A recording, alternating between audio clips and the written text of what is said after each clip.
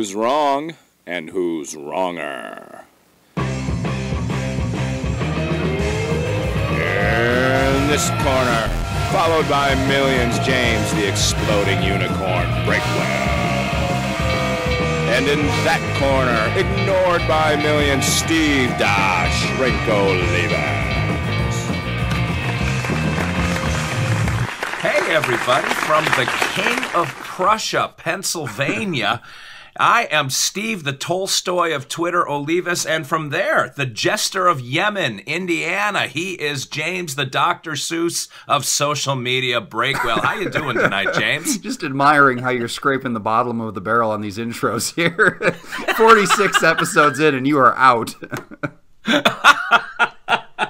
I had to work in King of Prussia, which is one of the craziest city names on earth, and here I am, a suburb of Philadelphia. Wow, that's quite a name. I guess they love their Prussia, which does not exist anymore. That hasn't existed since what, pre-World War I? Yeah, it's like the king of the Byzantine Empire. I don't know how that works. Well, either. I live in Indiana, and like every city around here just repeats the name of a city in a foreign country, or sometimes they just take the name of a country. There's a Russia, Indiana. Or Russiaville, no one kidding. Or the other. Yeah, they just take the name. Like, why not? We haven't had a... I think there's a Moscow, Illinois. I mean, just, not to be confused with the regular Moscow. There's a Peru, Indiana. We've had that one come up before. It's somebody... Where am I sending this to? Am I sending it to Peru, or Indiana, Peru? So, yeah. That's roughly the same thing. Yeah, only apart by a few thousand miles. I'm sure the postman can work that out. And one Machu Picchu, but you've probably got a smaller version of that in Indiana with all the mountainous region that you have. Yeah, there. the tallest hill where I live is an interstate overpass, so we're a very mountainous region over here. Well, welcome to Wrong and Wronger, everybody, and I know with a full 2-minute intro of absolutely nothing, you are getting a good taste of what we're good at.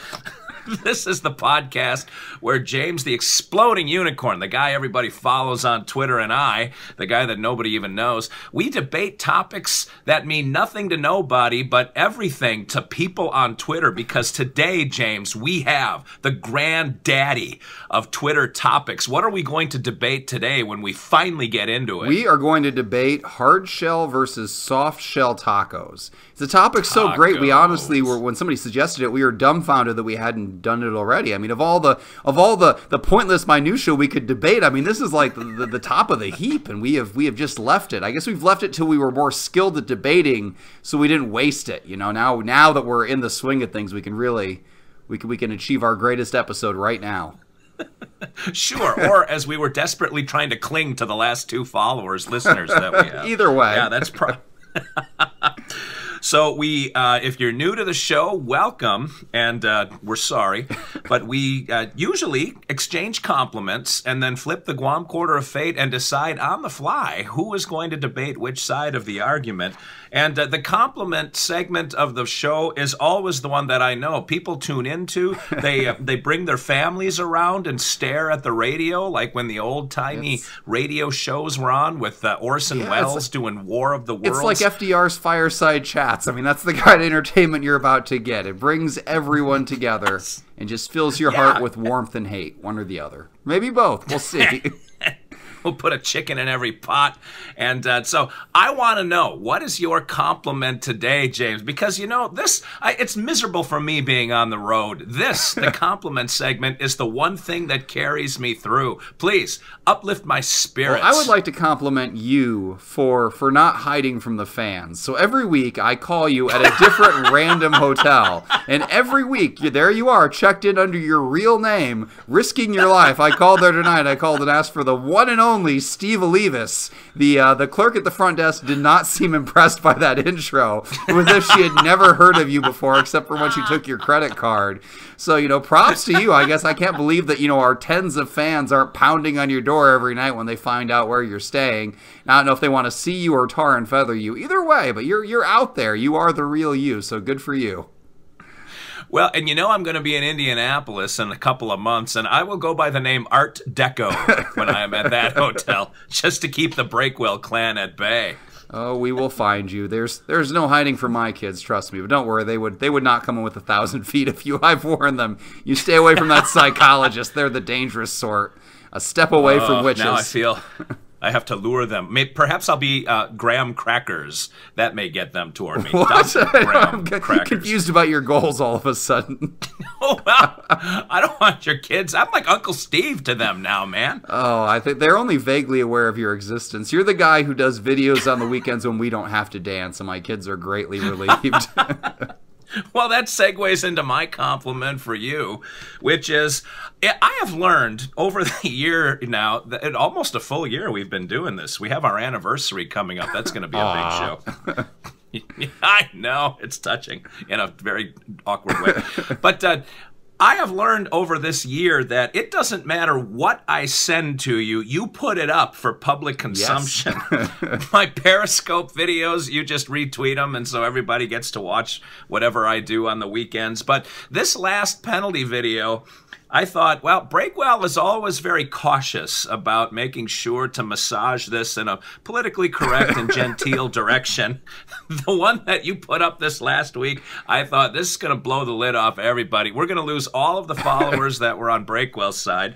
And to your credit, you didn't flinch. You just put it right up there. And I don't know what it was like for you internally when you saw that, but I can only imagine you were sufficiently impressed and possibly your spirits uplifted. I decided after the macaroni one where you faked a macaroni orgasm that there was no going below that. No matter what happened, that was my moment of truth. When I saw that video, I was like, do I post this or do I just bail now?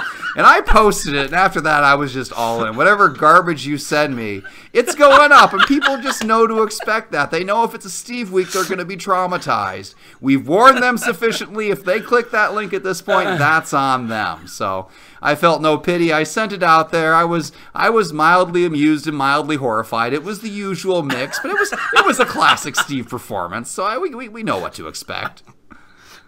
Well, I'm glad that you at least know me for what I am. So, very good. And before we flip the quarter, I do want to plug that we are very soon, and I want to keep hitting this for the few weeks as a lead-in, but we're going to start that second podcast. And by the way, a couple of people panicked a little on Twitter. You and I just want to confirm, we're not abandoning Wrong and Wrong. Absolutely this is an not. adjunct, not a replacement. My guiding principle is I never quit anything, no matter how much I should. Once I start a project, it just continues on for life. I'll be 60, there'll be 2 people listening to these podcasts, and I'll still be pumping them out, but it'll just be me by then because Steve will have been dead for 20 years. But we're just going to keep going. God. I'll die on the air. That'll boost ratings. The episode where your least favorite host finally leaves. Yes. And yet you're still there. It's very confusing to people.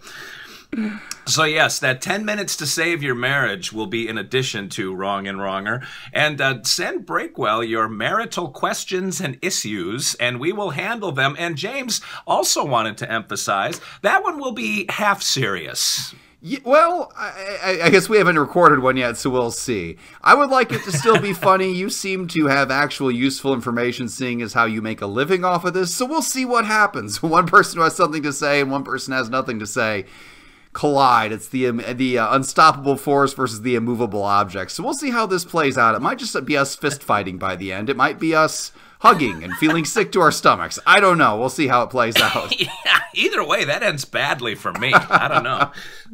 All right. The Guam Quarter of Fate has made its way to PA, to Pennsylvania with me. And James, explain the 2 sides of the quarter. What will they represent when this gets Heads up, I am flipped? arguing hard shell tacos. Tails up, I am arguing soft shell tacos. All right. Hard shells is heads. Soft is tails. The quarter is on tails. So you have soft shell. Thank God. Once again, the Guam Quarter of Fate has gifted me the winning argument. You need to get better at flipping that thing, man. That quarter is clearly on my side. Soft shell tacos are where it's at. It gives you the flexibility and mobility to eat a taco how you want.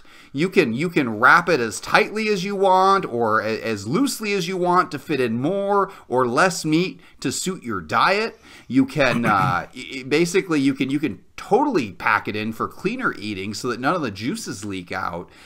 You can heat it up in the microwave to make it even softer and more pliable, or you can eat it straight out of the fridge to make it a little bit crisper. When you get that hard shell taco, I mean, there's only one way that's coming to you. It's one size, it's one texture, And that thing's going to snap apart if it has any pressure applied to it. It is an inferior way of eating that has been replaced by the superior soft-shell taco. And only cavemen still eat hard-shell tacos. It's just the other option there for people who are over 90 and can't change with the times. Soft-shell tacos are where it's at. Well, you know where I stand on the age continuum and holding on, clinging to old values and way of doing things. And tacos is no different. When you hear the phrase Taco Tuesday on Twitter, do you think that mealy, squishy, soft-shell disaster of gook on your plate when you think Taco Tuesday? Yes. No, you think food trucks, man. You think food trucks in a big circle and hipsters with big beards that haven't been washed in several weeks and beanies that haven't been washed in several months, standing in line to get hard-shell tacos. And every truck specializes in a different kind of taco. Hard-shell tacos also lend themselves to possibly the Picasso of tacos, which is the Dorito Loco taco from Taco Bell. You could not get a Dorito shell if you went soft shell. The Doritos are fabulous, and they make for a very piquant. Ooh, that's a good cooking word. I'll have to open my own food truck, get some skinny jeans. That'll bring them in. But the Doritos give a nice taste to the shell. And the other nice thing, the shells are useful for other things. You can crumple the shells down and sprinkle them over the top of the ingredients, make a little quasi-taco salad. And you don't get into traffic accidents by trying to eat while you're driving. And the soft shell tacos, they're going to create temptation for you. That you're going to want to eat while driving, and then it's like texting while driving, only with more cheese. Those hard shell tacos make you come home and eat at the table with your family. I don't know what you have against family, James, especially given the number of kids you have, but I don't want to eat solo in my car. I'm on the road enough by myself. I want to have my family around and a nice fire in the fireplace and possibly a little bit of Orson Welles in the background. I'm glad you've acknowledged the superiority of the superior mobility, that is, of soft shell tacos. You agree there's no way to eat a hard shell taco in your car or anywhere else for that matter. The hard shell tacos are just awkward to eat. Because again, they're super breakable. You have to keep them pretty much upright. So half the time when people eat them, like you end up bending your head to the side and chomping down. Yeah, why would you want to eat that? What other food do you eat by twisting your head to the side? Because if you twist the taco to the side, all your toppings fall out. Because there's nothing to hold them in there. It's just like it's folded just between a piece of paper that's hard. I mean, it all rolls out. There's nothing there holding it in. So you are conforming yourself to the food rather than the food conforming itself to you. It's a very backwards way of doing it. In terms of quantity, like if you want any meaningful quantity of meat at all, anything more than a teaspoon, you've got to have a soft shell taco. Those hard shell tacos, you get the tiniest little bit of meat in there, and then you're full to capacity. And if you put a second scoop in there, it's going to snap in half, and you have taco salad by default, not by choice. I favor choice, and that's why I favor the soft shell tacos. And when you go to those places that make burritos the size of your head, any place that makes giant burritos, they always use soft shell. You can't do giant hard shell anything. I mean, hard shell is made for one thing and one thing only. Tiny quantities and people who want to bend their heads to the side and eat in the most uncomfortable position possible. I mean, I'm surprised they don't come with a choking warning. There's no way that's good for going down your throat. And for somebody as old as yourself, I would think you'd want the soft shell taco to reduce your risk of death. I mean, why are you taking these chances? You know what I like? Because I'm a traditionalist and I'm a romantic at heart. When is the other time you ask the semi-rhetorical question? I don't think you expected me to give you an answer of what else do you eat when you turn your head that way. I'm going to broaden it from not just eating, but what activity? What activity do you engage in when you tilt your head to the side like that? The answer is kissing. Oh my God. You can't go straight in with a kiss. If one of you is wearing a ball cap, you're going to impale the other one in the forehead, or you're going to bump noses. It's just a weird thing. You turn your head to the side, and that creates warmth and intimacy. And when you kiss your taco... I just shivered picturing you making out with this hard shell taco. Oh my God. These are mental images I don't need, and our listeners certainly don't need. What are you doing? I don't know, but I'm going to continue down this path because this is like when the Germans bombed Pearl Harbor. I'm just on a roll. Let me go with it. That's a movie reference you don't get. Pearl Harbor, I saw that movie. It's one of the worst movies ever made. But that's neither here nor there. The only big disaster bigger than the Pearl Harbor movie is hard shell tacos. So please continue on with your national tragedy. Ben Affleck, Liv Tyler, when the Germans bombed Pearl Harbor. If you saw... What? The Germans bombed Pearl Harbor? What are you talking... Did you see the movie Animal House? No, I didn't see Animal House. I thought you were talking about the actual movie, the Pearl Harbor movie that was so bad where they made it out like we somehow won Pearl Harbor. It was ridiculous. Let me just clarify. You've never seen the movie Animal House? I think, is that the one with John Belushi? I think I've seen parts of it. I've never seen the whole thing. Again, you're in the gap of movies I haven't seen. Between like 1965 and 1987, I haven't seen any of those movies. I've seen all the stuff before and all the stuff after. So you just continue to live in this no man's land that, again, has nothing to do with hard shell tacos. No, but it does speak to your character and your votability. We'll get to that after this.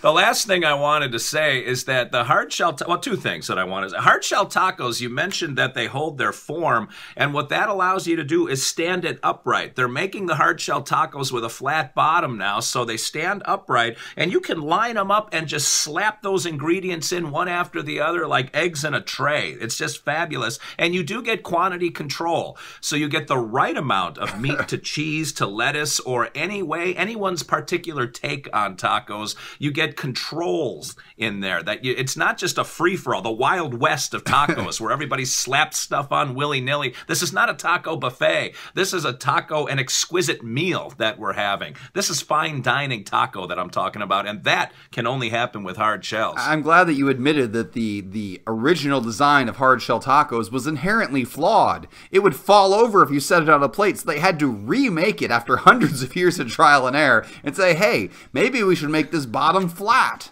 And it's still not as good as a soft shell taco, but they had to redesign it from the ground up to try to compete with soft shell tacos, and they couldn't do it. Soft shell tacos are easy to store too. Those tortillas, they lie flat. You toss them in the fridge. You can toss 100 of them in there and take up no space at all. And then when you're ready, 5 minutes to brown the taco meat. You pull them out. You toss those tortilla shells in the microwave for a few seconds, and you are good to go. Hard shell tacos are a production. You have to store them carefully because if anything touches them, they get all crunched up, and then you've got hard shell taco crumbs. I mean, they practically have to come wrapped in bubble wrap. But you can't break a soft shell taco. It's in the fridge. You can slap it around. It can fall on the ground, still in the plastic package. You can't damage it. You pull it out of there. You break the seal. It is still good to go. It is made to last. It is made to endure. It is the way of the future. You need to vote for soft shell tacos. Yes, your argument is like breaking the seventh seal. That's what it reminds me of. That's another movie you have no idea about, because that might have been 88. Demi Moore and the guy who was Kyle Reese in The Terminator, a movie you never saw, I'm pretty sure. We need to do a movie podcast. It's just you talking about movies and me just nodding, having no idea what you're talking about. I think we already do. It's called Wrong and Wronger. I will say that as I sit here and thinking about this, soft shell taco is an oxymoron. Like, it's not a taco. That's like a burrito. A taco is a taco. Lasagna is lasagna. A soft shell taco doesn't exist. There is no self-respecting person who has an accent like Tattoo from Fantasy Island that would eat a soft shell taco because they would call it something different. It doesn't make sense to whoever Julio Ortega was that makes the taco shells. The traditionalists eat tacos the way tacos are meant to be eaten as tacos. Any argument other than that has got to come from Breakwell, and it's not going to be Don't right. talk to me about traditional tacos or real tacos. Your primary taco examples tonight have been from food trucks and Taco Bell. Okay, this is not the way tacos were originally intended. But soft shell tacos have a long and storied history, and they have tacos right in the name. Hard shell taco, soft shell taco. There's just as much taco in both names.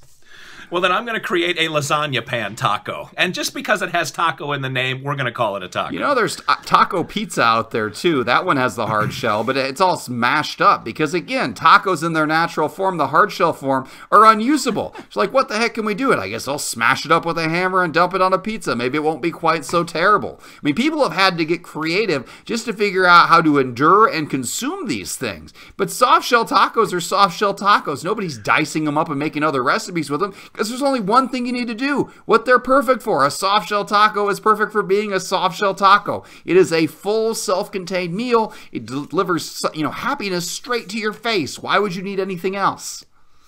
You are making our Hispanic viewers cry right now with your gringo interpretation of taco. This is all hipster stuff. I'm talking tradition. Well, James, we got to get out of here. We're almost at the 20-minute mark, and we have to...